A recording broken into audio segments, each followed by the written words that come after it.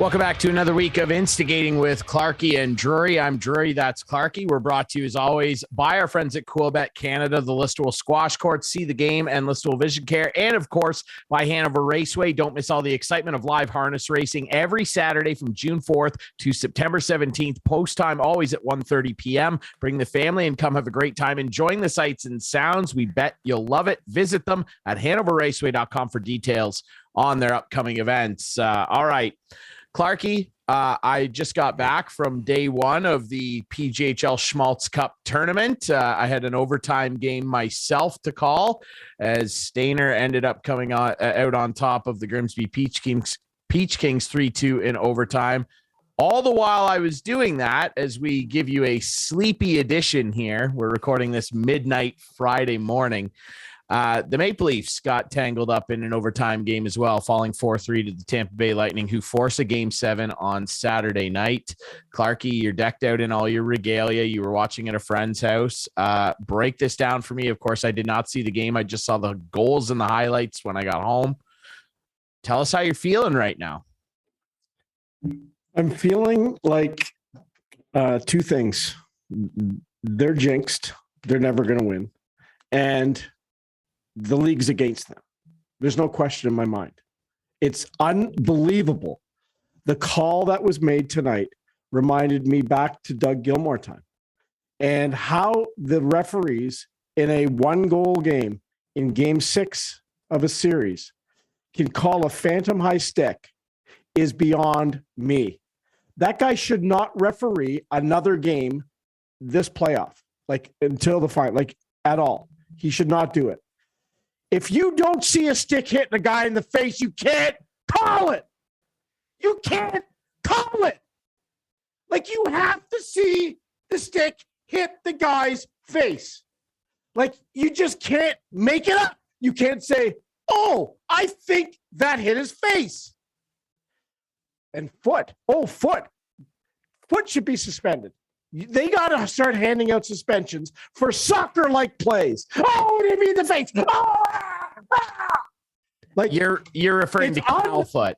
Yeah, foot. I said foot. Yeah, Cal Foot. Yeah, like, of the Tampa Bay Lightning. That shit has got to stop in this National Hockey League. Like, they're getting away with it. So why wouldn't they just keep doing it? And that's what happens in soccer. Like, there's got to be someone upstairs who can see this and call it, because you can't have it happen. Clarkey's upset. Yeah, I'm coming from this at a disadvantage because, unfortunately, due to my work covering the PGHL final tournament, I didn't get to watch the game. Hey, hold on. Adam's got the play. Have you seen it? I've seen the roll it, Adam. In question. Let's roll this high stick. Yeah, I've seen kind this. Of small here, but I've seen this. Like, it hits his underarm and like missed his face by a foot. Now again, yeah. Now again, Cal Inches, they should call him. I saw that, and there was a 5-on-3 that ensued off two high sticking minors within 16 seconds of each other. Within 16 seconds of each other, the Leafs were up 3-2 in the third at that point.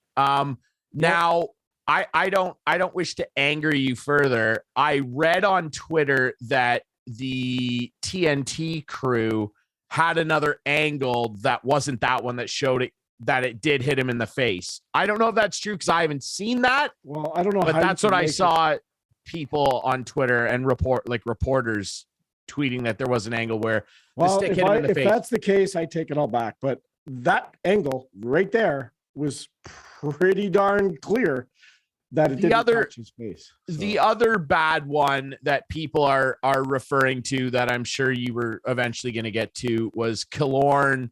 Oh, yeah. Adam's got that too. You know, horse riding Austin Matthews. Yep. Which... Watch this. This is very bizarre to me that this isn't called. But look, this is look at this. This is really bizarre. He's flying around like holding his jersey for more than 5 seconds. No call. No call whatsoever. I don't understand how that isn't called. It is called. But the NHL wants as much revenue as they can get. A Game 7 in Toronto will make lots of revenue for a league who's missed a lot of time for COVID. So you know what? Let's look at that freeze frame, right? That last. Yeah, he's pulling his jersey. Not only that, look at the ref right there, 5 feet away. Yeah. I don't see anything. I don't see anything. It's okay. It's Toronto. They're just whiners and sucks up there. They'll complain about anything. And the worst part, Ryan, is they let them play hockey tonight. Leafs had one power play. One. And then they call the Kerfoot one. Are you referring to Kerfoot, the first high stick? On Hedman. Okay, yeah. Hedman lifts Kerfoot's stick up. And Kerfoot's stick rides up and goes under his chin. Yep. Yeah. I saw that as well. By the letter of the law, it's a penalty.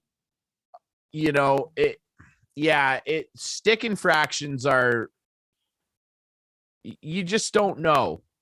And that, I think that's the biggest issue that anybody would say about NHL officiating is we just don't know. Right. And I know there were some whispers about a goalie interference thing too on one of the goals. Well, their goal, the one goal they scored, I can't remember. Corey Perry, it looked like it was the 5-on-3 goal. It looked like Corey Perry interfered with Jack's stick, but they're not going to call that. And you can't challenge it. What if you get you can challenge? You can challenge it. But what I'm saying is, they didn't want to because they're still shorthanded. If you're 5-on-3, and now you're going to be 5-on-3 if they don't. So it's like, I don't know, man. That one was the least egregious one for me. I saw the top-down angle of it being shared on Twitter. I didn't think it was goalie interference. But I'll say that simply because I watched the Florida Panthers score an overtime winner against my Capitals the other night, where a guy was fully standing in the crease. But they're not going to call back an overtime winning goal. We don't do that. Ask Buffalo Sabres fans about calling back overtime winners. So no. But again, you know what? Unfortunately, Justin Hall knocked it into his own net. Now, like all the Justin Hall haters on the game winner. Yeah, it was dribbling behind Bunting. It looked like if Hall wasn't there, Bunting was going to stop it. But Bunting and Hall's stick sort of both hit the puck at the same time, and Hall knocked it into his own net. So all the Hall haters, Hall had a great game. The Leafs played well. The Leafs outplayed them, I thought. That was the consensus that I was reading. And it sounded like in an overtime, they outshot them 9-2. Yeah, no, they were. But you know what? And sometimes you just know in overtime, when you're watching overtime, a lot of times the team with the momentum loses the game for some reason. Like it just seems to happen that you're up 9-2 in shots, everything's going well, then boom, right? It does feel that way for sure. It's odd how often in hockey that seems to, be the prevalent feeling. Here's really at the end of the day what it boils down to for me though is, I saw immediately, social media, Leafs vitriol toward the officials. Whether you want to argue that and have it, be part of your argument for why they lost this game, that's fair game. I'm not going to tell you to not feel aggrieved about NHL officiating, which we all know, unlike Gary Batman tells us, is the worst in professional sports. And it's the worst because it's the most inconsistent. Yeah, there's a lot of rumbling right now about baseball umpires. I mean, it's the same action happening over and over. Do they make bad ball and strike calls? Yeah, they do. NHL officiating, the rhythm of it completely befuddles me because you said, and I, was reading about it on Twitter as well, that for the most part tonight, they let them play. There were a lot of calls that were let go both ways. And that's not the way that the first 5 games were called. There were penalties every 4 minutes on average, I believe. And everybody, sure. Jeff O'Neill, everybody covering the Leafs complaining about the flow of the games in the series. Too many penalties, which is funny to me because we all complain a ton about not enough calls in the playoffs. Now there's too many penalties, but tonight Well, it's because we complain. Which, That's why, because we complain. The NHL has to prove their point. You see, that they have no clue what they're doing. They really don't. Did you see the Trouba hit on Crosby? What did you think of that? Well, he should have been suspended. And, Right. and again, Absolutely.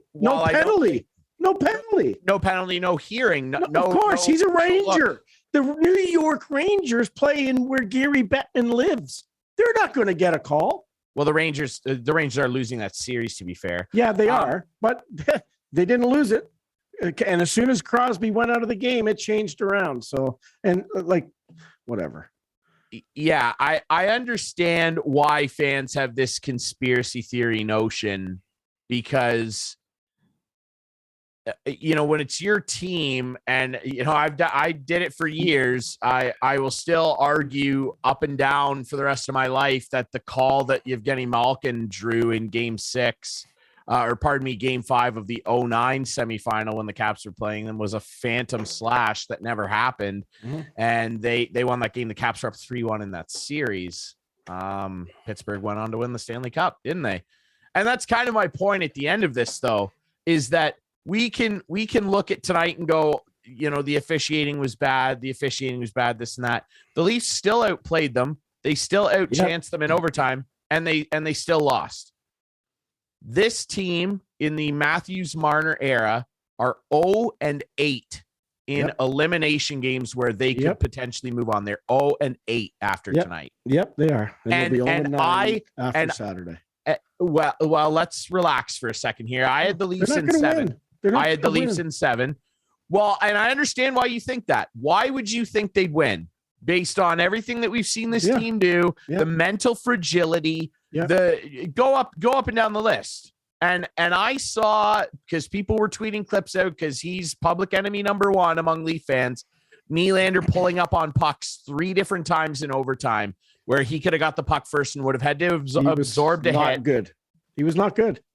And Mitch Marner was too cute and fancy all night long. But he wasn't too cute and fancy before tonight. No, I know. So why change? What's been successful? I don't get it, Ryan. I don't get it. He had so many opportunities to shoot the puck. Last game in Toronto, the fans were chanting, "Shoot the puck!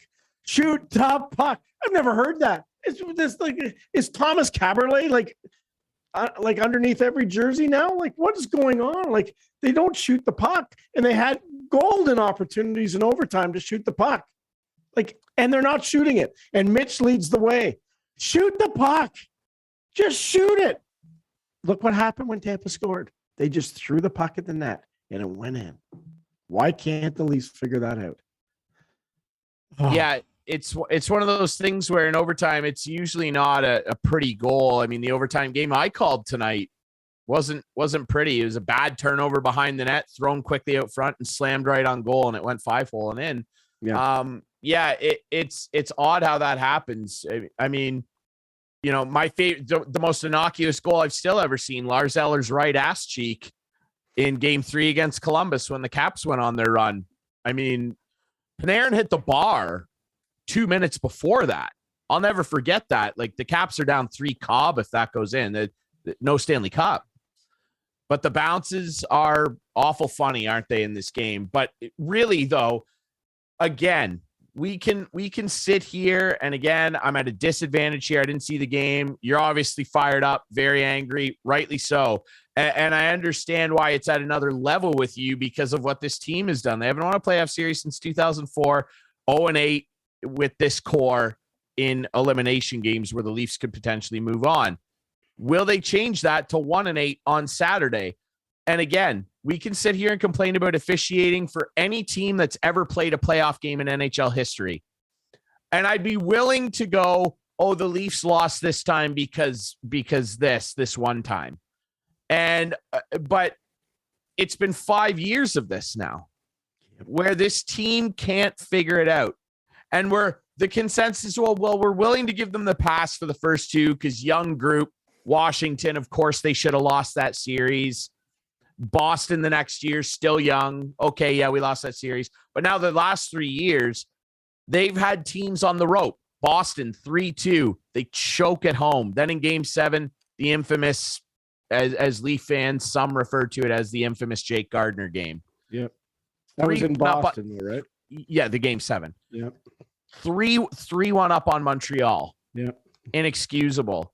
Yep. And I've been on a couple shows this week, and I'll say it again here on our show. I'll tell you one thing, though, but just before you do that. Yep. There's no way the Leafs lose. And again, it's going to be sour grapes. There's no way the Leafs lose if last year's playoffs was officiated like this year's. Montreal's not good enough. Montreal clutched and grabbed and cross-checked their way. I'm telling you, it wouldn't have happened. Anyway, go ahead.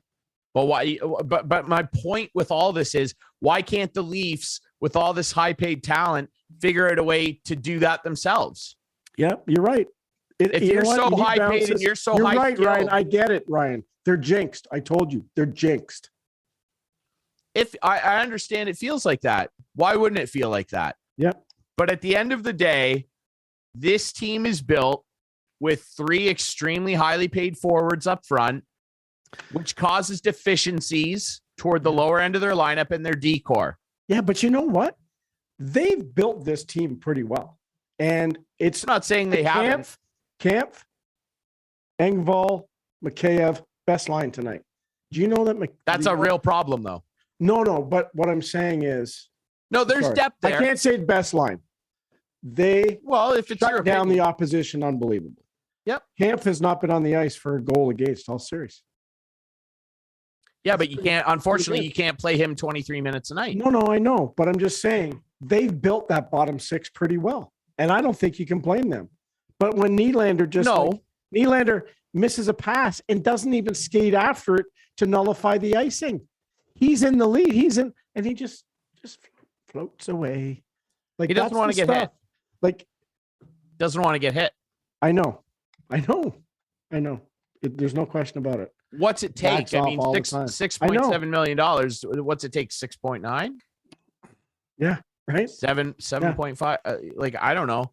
Yeah, I know. And to be fair, I think Morgan Riley's been really good in this series. Their defense, I think, have been, for the most part, outstanding. I think they have been pretty good. Yeah. Jack Campbell's outplayed Vasilevsky. One game, maybe not, but for the most part of the series, Vasilevsky's goals save percentage is .880 in the series. Yeah, well, he's Andre Vasilevsky, though. Yeah, I know, but the Leafs are beating and he's won, so it doesn't matter. Well, people in Tampa aren't sitting there going, "Boy, Andre sucks," you know. Mm-hmm. Why should they? Mm-hmm. After the last 2 summers. And then the worst part is in overtime, Hall gets knocked down, like tripped up. No call, no makeup call, like nothing. Like, and the geniuses on the Sportsnet broadcast even talked about, we'll see a makeup call. And they all said there won't be a makeup call. Not now, not in overtime. And there wasn't. Anyway. And again, it's just crazy. Makeup calls, this bad call, that bad call. Win a damn series. Dude, I know. Like, I mean, hey, we're all hot. I know. And it just pisses me off when, like, people in the media think they're mightier than almighty, like the Craig Buttons of the world. Craig Button, like, to me, that guy is a farce. And like, he purposely says things against the Leafs because he worked for them and he doesn't anymore. He says Austin Matthews wasn't in his top 7 for MVP voting. Like, are you like, what are you trying to prove? I personally like Craig, but I disagree with that take. It's a loser's mentality to complain about the officiating. You know what? It is. I agree with that. And that's coming from a guy that rips on refereeing when my team's involved for years and years. It is. I know, because just win. I know, but bad calls and they win. I get it, but for the love of God, please stop calling crap that affects the outcome of the game. And that 5-on-3. You can say that about any penalty ever, though. An earned penalty is an earned penalty, but a phantom call, if you don't see a high stick hit the guy in the face and the guy fakes it, then, like, anyway, they got to start handing out suspensions or it's going to get more soccer like every time we play. That's all I'm saying. No more fines, because he's going to get fined, right?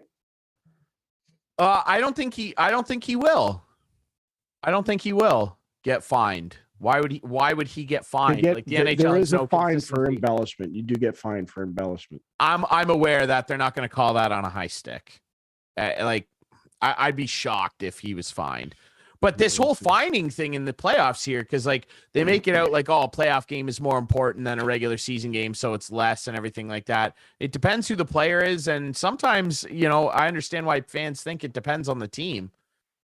I mean, I'll just say it again. It's the old, I'll beat this record to death. Tom Wilson does something. It's seemingly so much more egregious, even though, the act of another player doing it might just, be as bad, but it's not Tom, right? Like, just as an example, you know what I mean? Or if Brad Marchand does something, it's so much worse than what anybody else would ever potentially do, even though they commit the same act. And you could put the two side by side. And of course, people's reactions are going to be, oh, well, it's way worse because this guy did it. And I understand that, right? You build a reputation. And that's what this is. And what I said, my point I was going to make earlier when I said I've been on a few shows this week just talking about this, if the Leafs lose, and I know last year the Montreal thing and what an easy path they would have had and blah, blah, blah. Yep. Nothing's easy. Yep. This is the playoffs. Yeah. But I understand people's take. I understood what people I know. And they should have beat Montreal. The choking and I don't want to hear about all I know. And I don't want to hear about Montreal cross-checked them too many times. You should have absolutely railroaded that team. I don't care. Find a way to win. Yeah, okay. You don't think Ovechkin ever got cross-checked by Chris Letang and Dubinsky and all these other guys on the way to the check? Yeah, he got cross-checked. And he hit people back. And he scored at big times. Earned his money and came through. Figure it out. And this one will be worse. This will be the worst one. And I know people are going, how can you say it's the worst one if the Leafs end up losing? Which, by the way, again, I do not think they will. They have got to completely forget about the past, like my Capitals did. Every time they step into a media room, they're asked about the past. They can't forget about it. They're going to have to. When they I agree with you, Ryan. Forget it and go, there's a game here. We were better than them last game and outchanced them in overtime. And maybe we can just win. Maybe. They should. Reverse psychology here. Maybe. But here's why it's worse. Because they have largely outplayed Tampa for stretches outside of the first two games of this series that they lost, where I thought Tampa was 100% the better team, especially game 4. Game 4, the Leafs that was one of the most embarrassing playoff losses that this group's been put through, in my opinion. And game 1 was one of the most embarrassing losses for Tampa. It happens. 5-0. Yeah, but it's not that embarrassing. They're the two-time defending Stanley Cup champion, and they lost game 1. Still have it was 5-0. Yeah, it was an embarrassing showing because they're the back-to-back Stanley Cup champions. But what do they care? Because now it's game 7 where almost everybody had this series going. And it doesn't matter that Tampa Bay felt a little embarrassed after game 1. Oh, no. Because they have nothing nice to Well, the Leafs have never right? trailed in the series. No one's ever won 2 games in a row. Everything's lining up that the Leafs should win the game. They should win the game, and that's my point. And if they don't, this one will be the worst flop. Every consecutive one is the worst one. The latest one is the worst one. Yes, they're playing this defending Stanley Cup champs. Yes. That's why it's the worst one. Because you have been right up to par with them, if not better for, I would say, it would be fair to say that the Leafs have been better 65 to 70% of the time. Yeah. Across the 6 games. Game 4 will be the one if they lose, which again, I don't think they will. They have to do it. They got to win here. Enough's enough. I think they'll win. But if they don't, game 4 will be the siren song that everyone looks back on and says, no, there was the turning point. Game 6 would be because they went Tonight's game would be because they outplayed them and they were better than them in overtime. In game 4, the Leafs got the wheels beat off them. Okay, fine. Dude, it doesn't matter if they get the wheels beat off them in game 4. That's what people will look back and say. Yes, it does if they lose. If they lose, it does. No, it matters if they lose game 7. Game 7 is what matters, not game 4. But you know I what understand the what you're revisionist saying. history is. And this I will be the understand worst what one you're because saying. this is the Tampa Bay Lightning. It's the bar of excellence in Stanley Cup playoff play the last 2 seasons. And you're getting paid a ton of money. The guys up front, the core of this team, more than the top guys on Tampa are getting paid. And you can't find a level to get it done and get 4 wins.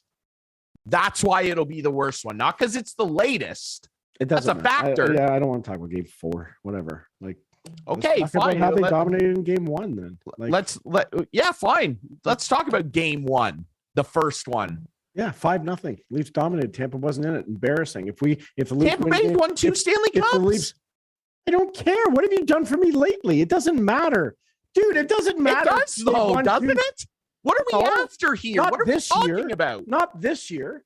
No, not this year. This year that they won 2 Stanley Cups. Why not?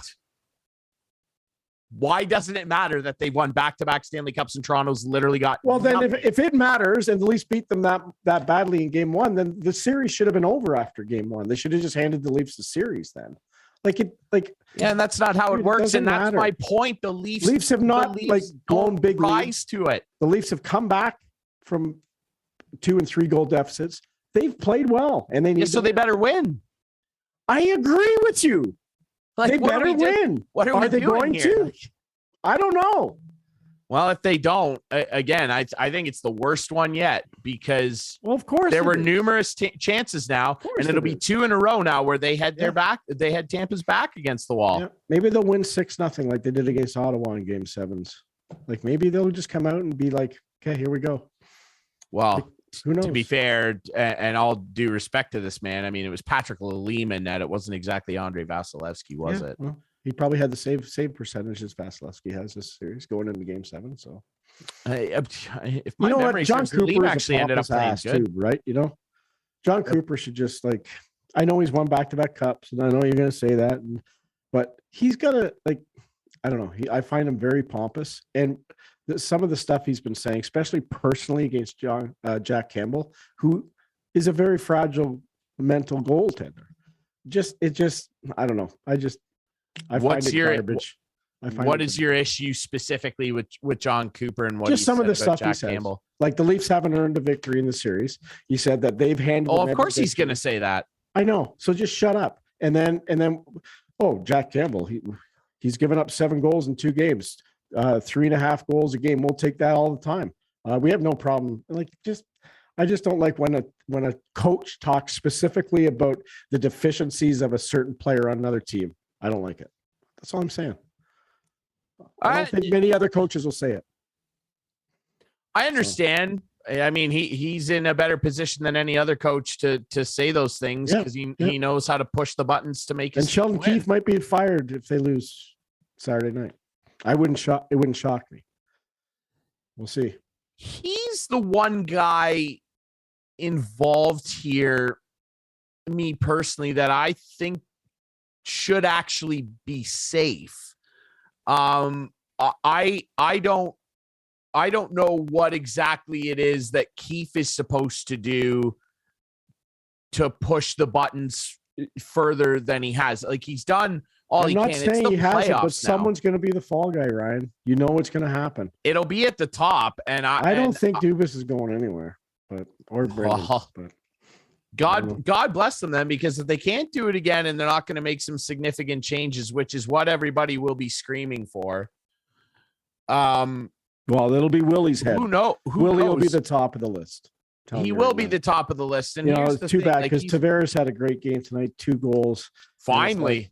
He had a good game last game too. And he was not bad. Yeah, he was okay. Dominated in the face-off circle. He's been a very important guy. Thank God he's dominating in the face-off circle for $11 million. Thank God. Oh my God. I'm so happy that he's dominating in the face-off circle. Oh my God. That is, pat him on the back. And he will get patted on the back if they win a series and he has another game like he did tonight. But I mean, to say that's why they gotta, and I took them in 7. They gotta win this series. And I think if they do, they're gonna go on a run. I think it will inject so much self-belief and just ecstasy from finally getting something done that they are going to, Toronto's going to erupt and they'll ride that far. I think that I have them going to the conference finals and losing in my playoff bracket, but that would, to even get to the conference finals would be such a massive building block to go, hey, yes, we can go deep with this group. But if they don't, I hate doing this. I think John Tavares is a good guy. I would want him on my team as a player and a teammate. I think he cares more than anybody. But if they lose again, that's another year gone off a guy that's already slowing down a little bit speed-wise. It's never been his game. But it's another year of 11 million where like this elite talk. What are we talking about? He's not elite at basically anything. He's really, really good.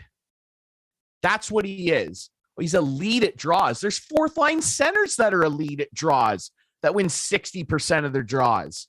Elite at draws. I mean, and again, great. Be elite at draws. You need guys to win faceoffs.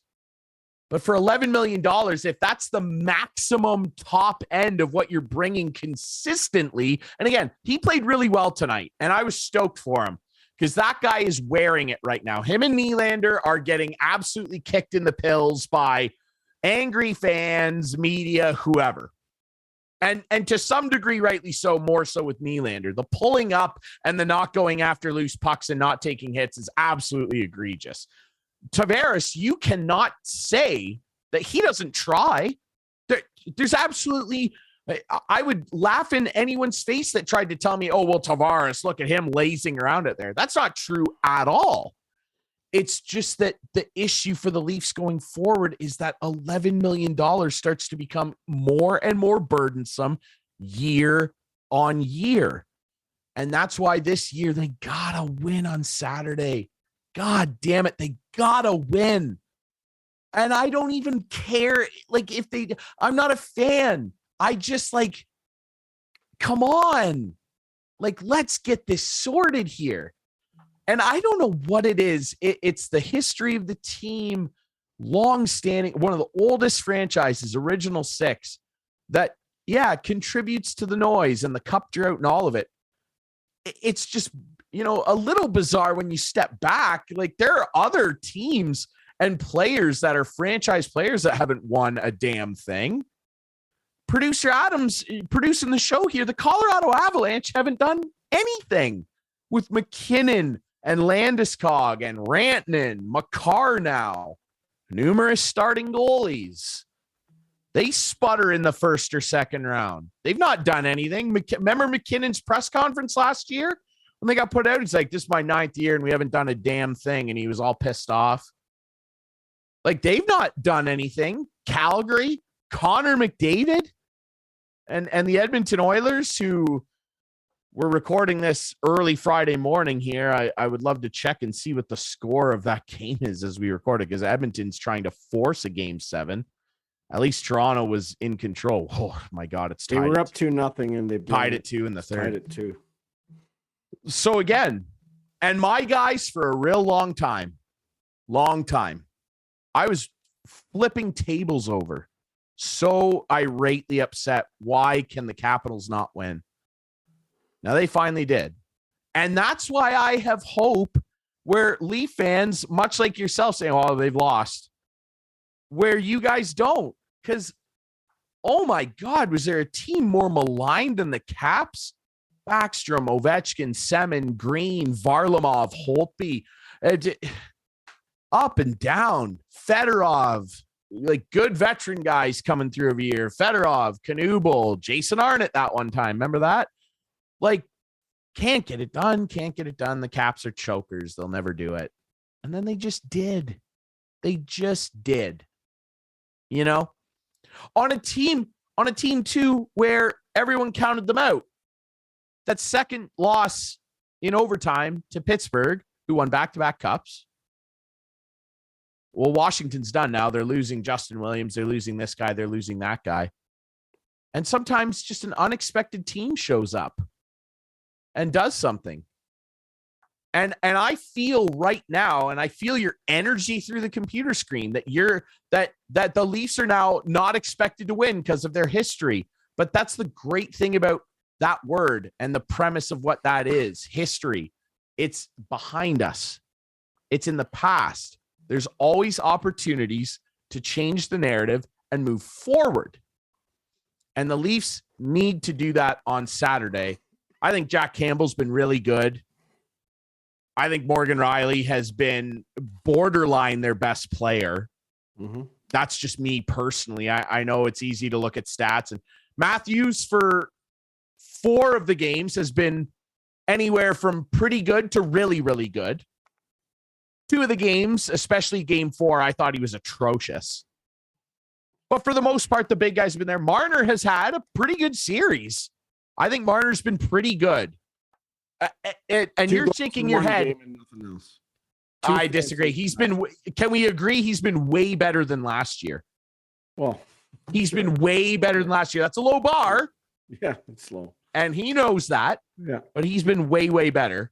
Yeah. Nylander's been more it's at the low end. Hardest trophy to win. It's the hardest trophy to win in sports. If it's not their year, as I'm going to put on my tattoo right underneath it, there's always next year. I'm going to put a little script there. I don't want you to do that because then when they do win, you're going to regret having it there.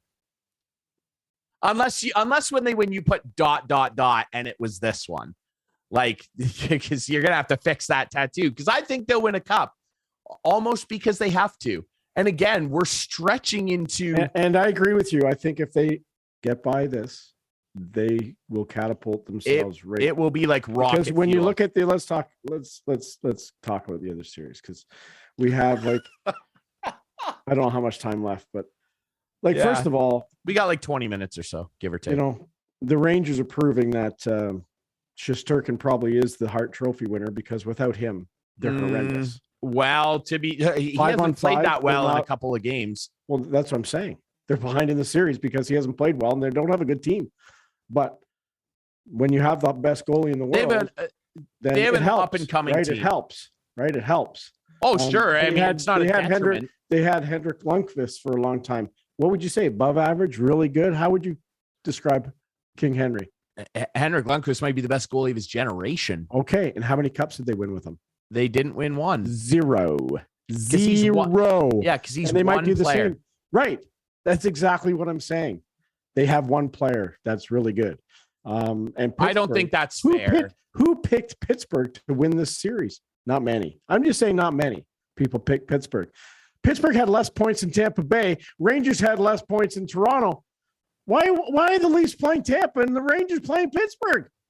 Because it's the way it's set up. And the Leafs have to play the winner of the Florida-Washington series. Is that right?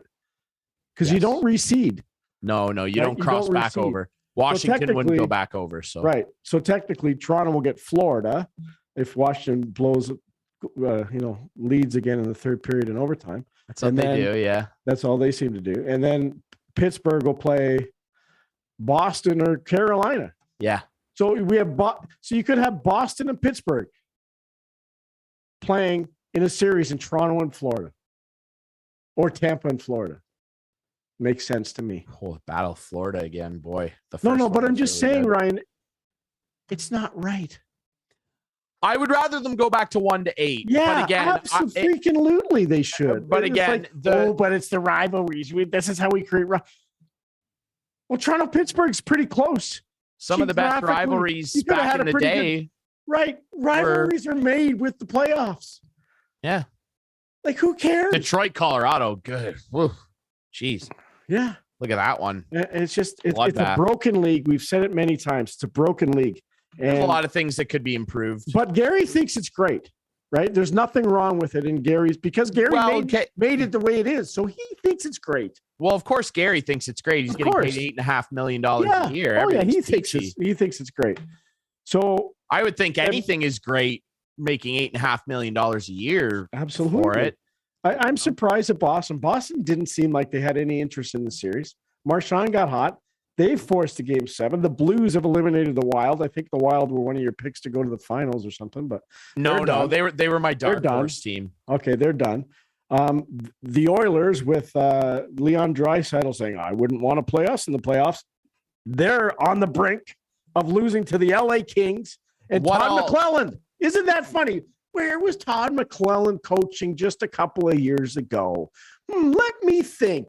Oh, yeah, Edmonton. They need a goalie really bad. Yeah, of course they do. Really bad. Yeah, they do. Boston, I mean, you mentioned them just like coming right back on the Hurricanes. It seems like Brad Marchand has done what Brad Marchand does best. Not only has he produced a ton of points, he had a 5-point night the other night. Yeah. He's in their heads. Yeah, I know. He's got Tony DeAngelo and all those guys distracted with what he's doing. And how's Freddie? How's Freddie working out for the Hurricanes? He's hurt again, isn't he? Oh, yeah, he's injured. Yeah. Which is sad because I like Freddie, and I wonder what the series would look like if he was in. Because again, Carolina having to turn to Kochekov, which is Ranta played tonight. Break, but Ranta played tonight. Did he play tonight? Good for him. You know. Mm-hmm.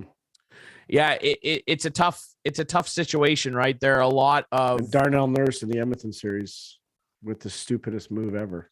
I can't, and again, that one made me mad again too, because again, I understand he's got the reputation, he's earned it, he's done dumb stuff. If Tom Wilson did that, it'd be 5 or 6 games, playoff games. Mm-hmm. I can't believe that Darnell Nurse got 1 game for that. It's an atrocious suspension. Yeah, he headbutted a guy. I know. It's crazy. Headbutting? Yeah, I know. Good Lord. All right. Is there anything else? What other series do we have? Anything? We miss any? I don't think so, unless you want to talk about the ones that resume again tomorrow, where you've got Calgary and the Stars. The Stars are surprising me as well. Yeah, it's 3-2 Calgary now, and they better make some hay here because they got some cap problems coming up in the offseason too. They got to re-sign Gaudreau, Kachuk. I mean, there are a lot of guys there. Minnesota. Boy, we talk about like Toronto's cap problems. These guys are getting dinged with cap recapture penalties to the tune of almost $14 million for the Suter and Parise buyouts next year. This is a real missed opportunity for the Wild, who went all in on Marc-Andre Fleury, and they're out in 6 games. That's right. I forgot about that. Colorado just absolutely danced all over the graves of the Predators. They were barely involved outside of the Game 2 one where they lost in overtime off of again, an innocuous bounce that, hey, a really skilled Colorado team took advantage of. We touched on Rangers Pitt. I think the Rangers can come back and win that series, especially if Crosby's sure they can with Sidney Crosby out after the elbow in the head, of course. Embarrassing that wasn't a suspension. And penalty. Then you're looking at my Caps. Penalty. I'll take a 2-minute penalty. No penalty. No penalty. It's New York. I as much as I don't think Trouba intended to do that, you hit a guy right in the head. Yeah. You hit a guy right in the head, a guy with concussion issues, one of the biggest stars of all time. Yeah. And now he's out. Having a great series. Oh, he's having a dynamite series. Sidney Crosby turning the clock back, man. He's unbelievable. Not a surprise to anybody that he's been good. And then you're looking at my Caps and Panthers, and the Caps have been filling their diapers the last 2 games. That series should be over. And the Capitals are, doing they're turning back the clock too to like 2015. But again, I'm able to kind of laugh about it. It makes me mad, but they won a cup. I watched them do it in color television. It was amazing. So I'm able to kind of ease things down a little bit. I'll be mad for a week when they get put out, but then I'm like, well, 2018 was fun. And I hope that happens for Toronto. I really do. I'm not a fan.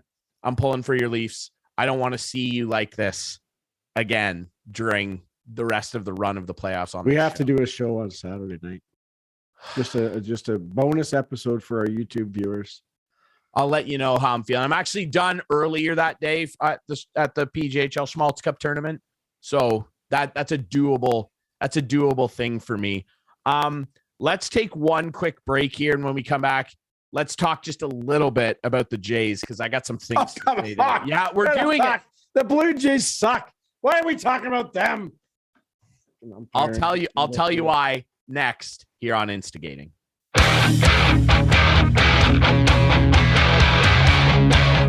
Welcome back to Instigating with Clarkey and Drury, brought to you as always by our friends at Cool Bet Canada, Listowel Squash Courts, See the Game, and Listowel Vision Care, and of course our friends at Hanover Raceway. Don't miss all the excitement of live harness racing every Saturday, starting June 4th till September 17th, post time, 1:30 p.m. every time. Bring the family, come have a great time enjoying the sights and sounds. We bet you'll love it. Visit them at hanoverraceway.com for details on their upcoming events. Just lay off Johnny Tavares for me from now on. Okay, just lay off.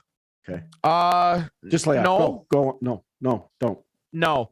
So basically, I want to just quickly touch on the other big story, a lesser story, but developing into something semi-concerning. The Toronto Blue Jays, who are 17-14 as we record this, and I think everybody, still early, I think everybody could agree that's disappointing. This is not what we were all buckling in for.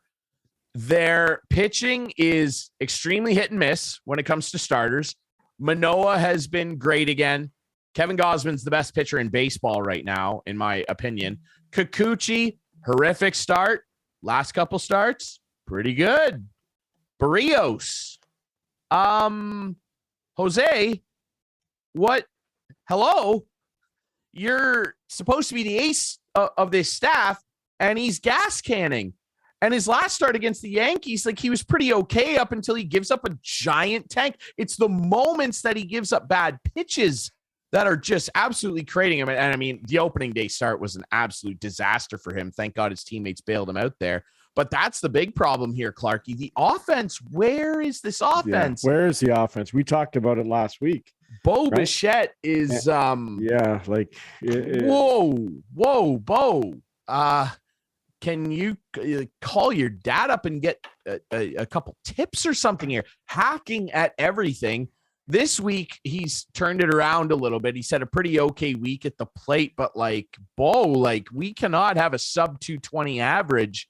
Teoscar Hernandez, of course, hurt for a bit. He has yet to heat up. I have all the faith in the world that they'll heat up. George Springer's been great. He's been the most consistent hitter they've had so far. Vlad has, he's still batting just shy of 290 right now, and he's going to get back up there. He's in a bit of a rut, and we saw that last year too. I have the utmost faith that he'll turn it around.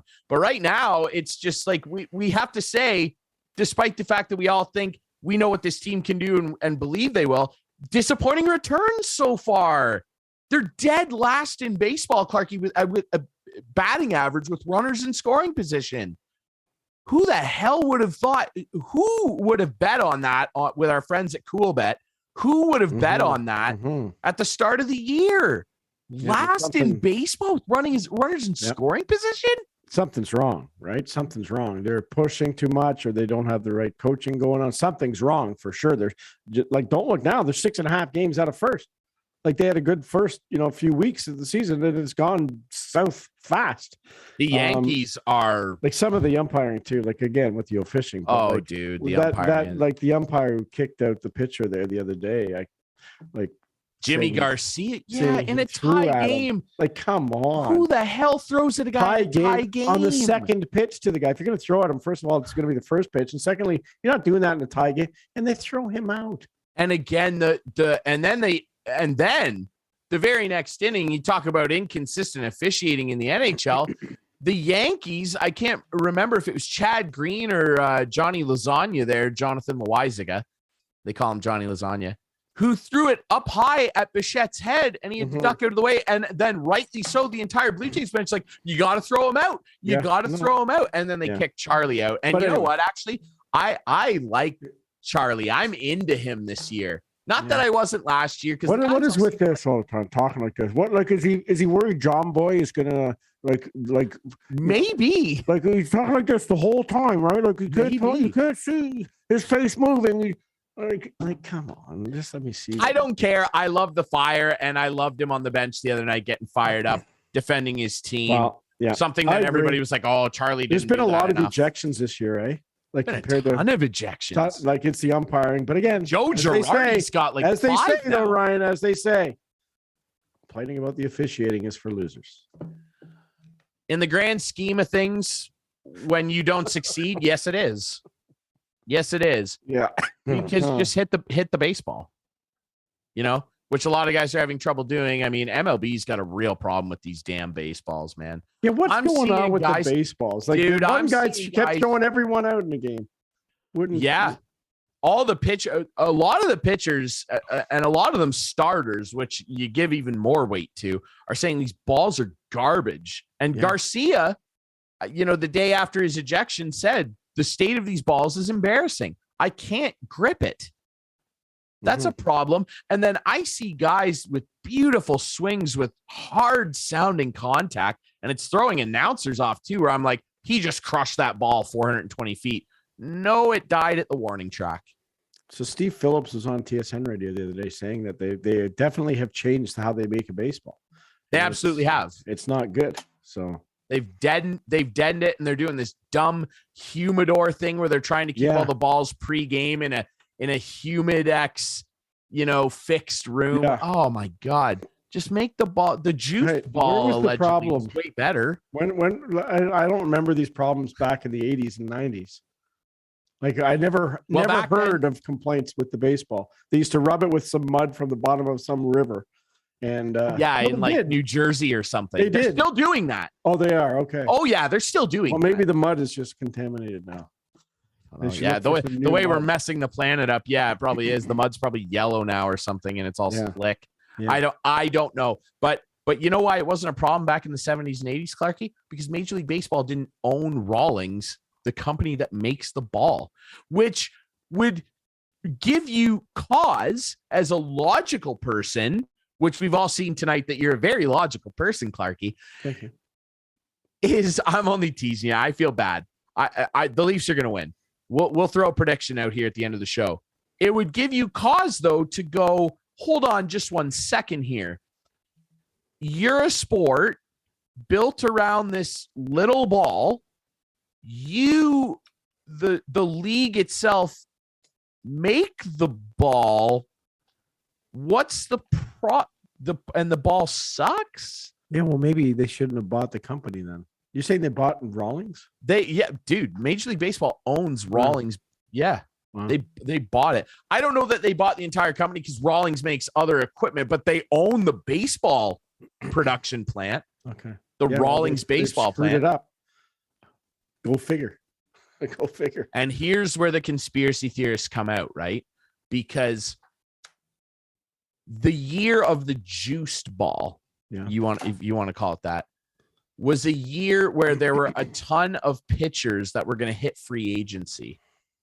And so the prevailing conspiracy theory was, we're going to juice the ball so the pitcher's stats at large are worse, and the owners will have an excuse to pay these guys all less, because they go, well, look at your stats. You gave up 12 more home runs than you did last year. I wouldn't put it by them. Right?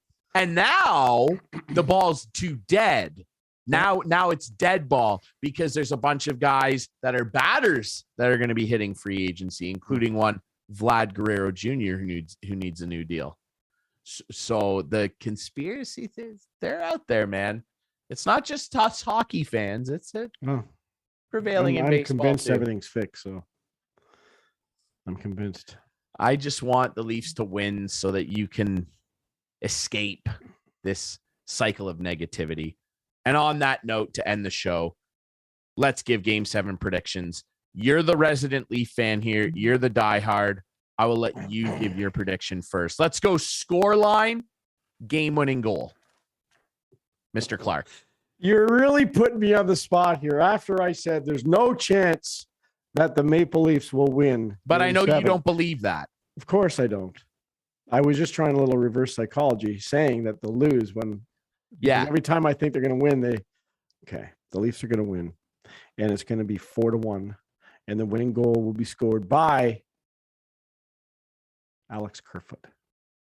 Making up for his huge mistake tonight. Did you see that? Yeah, I did. Oh boy. I like that. And I like that you kind of went off the board. That's how it seems to go sometimes. An unheralded guy, not a superstar. And we have to make a pact right now on the air. Yeah. If they win Saturday night, we are going to hook, if they're winning, especially if they're winning with a couple minutes left, We're going to hook up. We're going to record a YouTube special, and you're going to see me reacting at the end of the game. Only if they're winning. If they're winning. You record that, and I'll. No, we'll do a Zoom call with 2 minutes left. We'll do a little show, little YouTube show, even if it's 5 minutes. We have to service our fans. Okay. We got to service our fans. That's right. We didn't service them enough tonight. This wasn't entertaining at all. All right. Well, it was for me. I will say that the Leafs will win 4-2 with an empty netter. The 3-2 game-winning goal will be scored by Morgan Riley. He's been my guy. It'll be a clapper from the top of the circle on his offside, and he will walk into one. It'll be a pass from below the goal line, and he will rocket one home and send the Leafs finally to round 2 of the playoffs. All right, ladies and gentlemen, there's 50 seconds left in this Oilers-Kings game. We should not sign off before at least goes to overtime. 8 seconds. It looks like it's going to go to overtime here as I get updates. So, wow. I got to go turn this on. I know it's 1 a.m, and I'm going to do some gardening in the morning. I will tell you this. It's not going to overtime. What? The Edmonton Oilers are winning 4-2, and that's the final. Look what I have. You're behind. No, I'm not. It's 4-2. Look at. What does it say? On my app. I what know. A great app. What a great app by the NHL. But mine has loaded. 2-2. Mine has loaded. Tyson Barrie with the game winner. What a joke. And Evander Kane with his 2nd of the game, 7th of the series. What a joke this app is. This app did that to me the other day with the Leafs game. So the Oilers are going to game 7 as well on Saturday. There you go. So 3 game 7s. NHL will be happy. The fix is in. The fix is in, ladies and gentlemen. We appreciate you being fixed in on Instigating. You can watch us Friday nights at 8, Sunday nights at 9 with our friends on Whiteman TV. That's channel 6 for Whiteman subscribers. We debut on YouTube Friday nights at 9. Follow us on social media at Instigating Pod. Follow Clarkey too if you want more of those incredible rants. It's at sports_Clarkey. I just complain about little things on there. I don't do little things. Big things coming on my Saturday. French fries aren't full at McDonald's. It pisses me off.